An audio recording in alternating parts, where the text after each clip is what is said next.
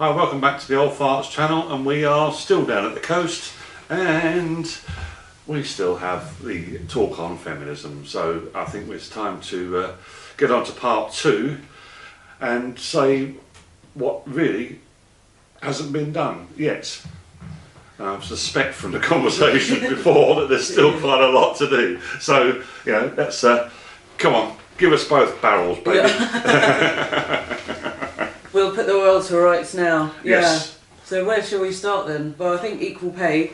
So I think first of all, as I was saying before, more support for small businesses, so they can actually support women on maternity leave and support women whatever their age are throughout businesses. I really like there's some current initiatives like getting women into engineering and getting women into IT. I think those sort of initiatives need to continue and be expanded. I think encouraging women to start their own businesses and become their own CEOs instead of women trying to work their way up businesses that already exist. Start your own, be your own manager, act like a man does in business. So I think part of the responsibility is on women to be innovative and creative in how we get to work. Part of it is supporting small businesses so they're able to pay equal. And I think there needs to be people held to account if they're been proven not to be paying their female staff as well, then they need to be held to account for that. It shouldn't be acceptable just because it's banking or it's whatever industry and that's the way it's always been. So are we talking about institutions, government-led initiatives where they're being allowed to get away with it because there is equal pay, and it's not happening?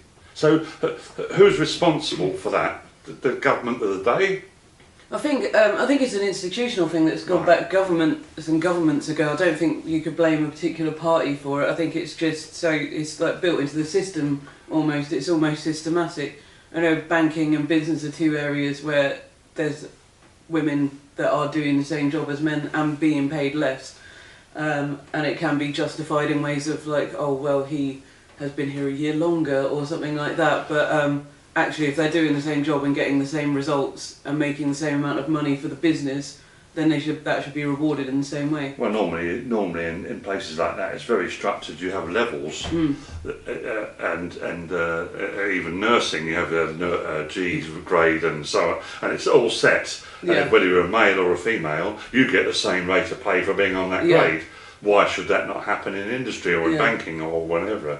So that seems ridiculous to me. But I mean, even in the NHS where we have the banding, and like if you're a band 5, it doesn't matter if you're a man, woman, tortoise, whatever, you will be paid your £23,000 a year. But men are encouraged to go for the managerial positions, and men are given more opportunities to go for the managerial positions. So it's not always as clear cut as Sally's doing this job and getting £5, but Bob's doing it for 10. Sometimes it's about the amount of opportunities that women get to get the higher paid jobs.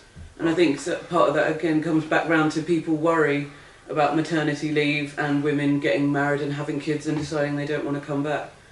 But then conversely, women that don't want to get married and have loads of kids, are treated as like some weird subsection of like society because we don't want children. But then I see how women are punished for having children and I don't want to be a part of that. I've enjoyed, I'm training as an occupational therapist. Right. I've enjoyed my training and I want to take myself as far as I can go in that career, and unfortunately I know that if I have children I won't be able to do that. Not just financially, but also there is, obviously if you have children you have to look after them, so I can't help that. That's not a feminist issue, that's just children. I mean that's it. I mean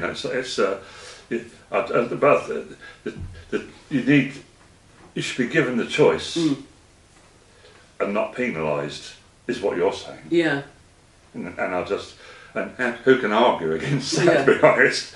But so where else do you see things unequal?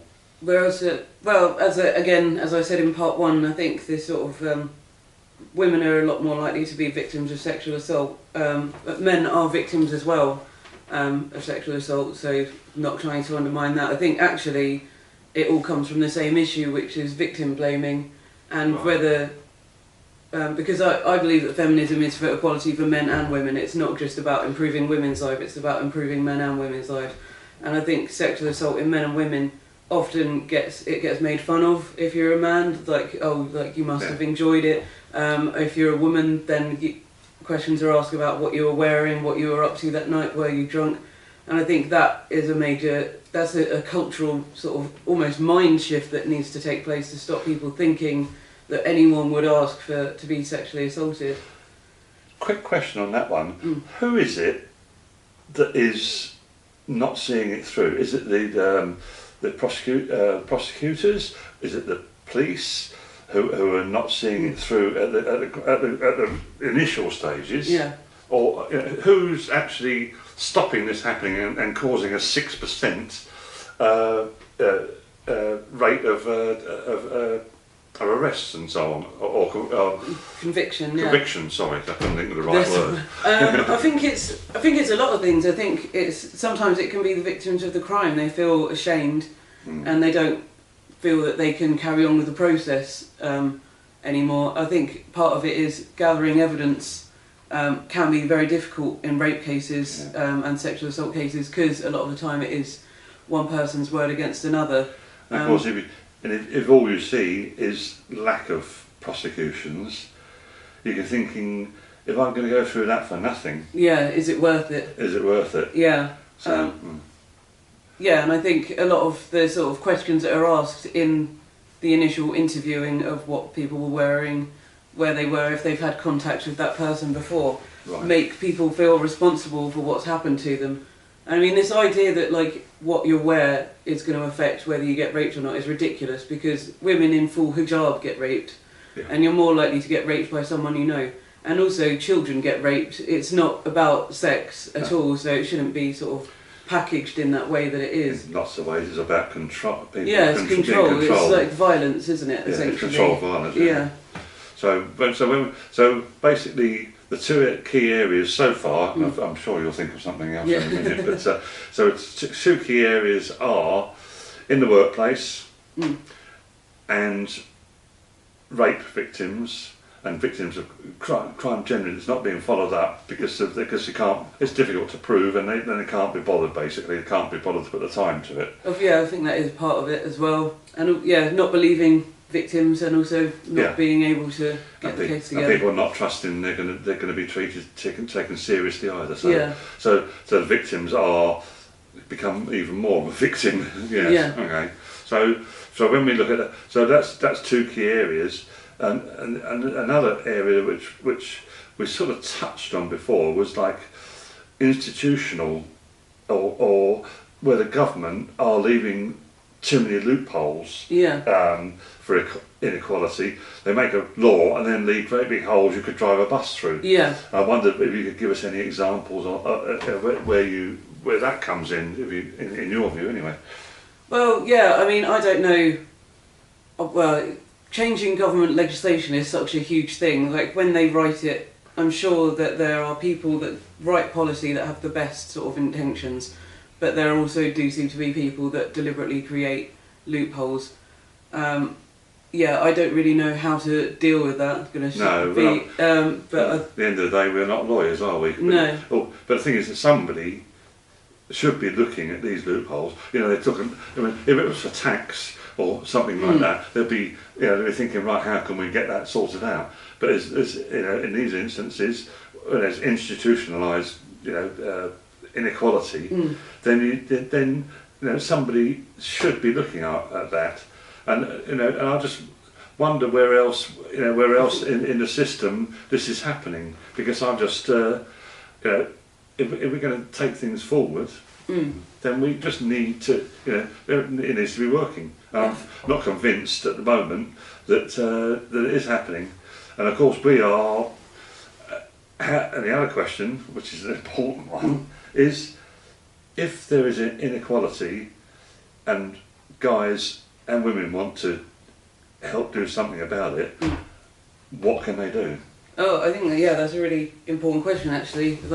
And being an ally, as it's generally referred to, men. As I said, feminism isn't just about women as well. It's about helping men as well. Yeah. So I would say get involved. Well, learn as much as you can about sort of feminist issues, and look at the facts and come to your own conclusions. Like, Right. I am like one of millions of feminists, and every single feminist thinks in different ways about things. Yeah. So don't take what I say as fact. Just use this as a starting point to go and see if there's Yeah. anything else you can find out. Yeah, and obviously you can link up with other people, Yeah, and if you feel like you want to protest about things, that's where. So I'm presuming, would that be on social media? Or? there's a lot of there's Facebook groups, there's a lot of Twitter groups for it as well. There's a blog called the F Word, which is a blog. It's based in the UK, but it's got writers internationally, male, female, and transgender, Right. contribute to it. So that's quite a good place to start, and they're quite easily readable as well. They're sort of Right. about 500 words, nothing too Nice. long. And getting involved with protests and supporting feminist issues. I mean, you don't always have to physically be available for every protest, but letting people know that you support that, whether it's signing online petitions or Yeah. like giving someone a lift somewhere, like Yeah. But there's more and more that's going on with these online Yeah. petitions. I signed up for a couple, and now they're sending me stuff all the time. I don't just sign up for everything ad hoc. Yeah. I look at it and see if I think they're on the right level. And that's what you should be doing. You should. It's your choice Yeah. to say whether you agree with it or not, and maybe do something about it, and by signing an online petition. And it's not all about things like keeping clerks and on and rubbish. Yeah.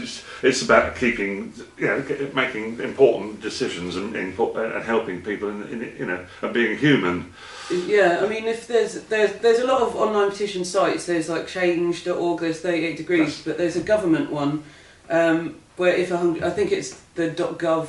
I'd have to look into it. One where if 100,000 people sign it, then it is actually discussed in the House of Commons. Yes. So those are the ones that are worthwhile. I've seen that one. And they do change things as well. Like they have turned around things. There's a lot of climate stuff that they've been able to stop and turn around based on online petitions, because it's a really quick way for people to engage with politics. So I signed up with Change because there was a couple of things where housing association was selling off property in London and things like that, which I felt was awful.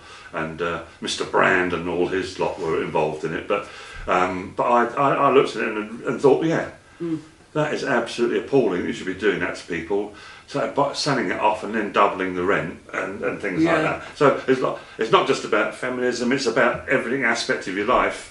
Now I've retired. I said I'm an aspiring human, and that's because I've now got time to think about things other than just earning some money to survive. And it's a different. And I think that is where Change and all those we can do something.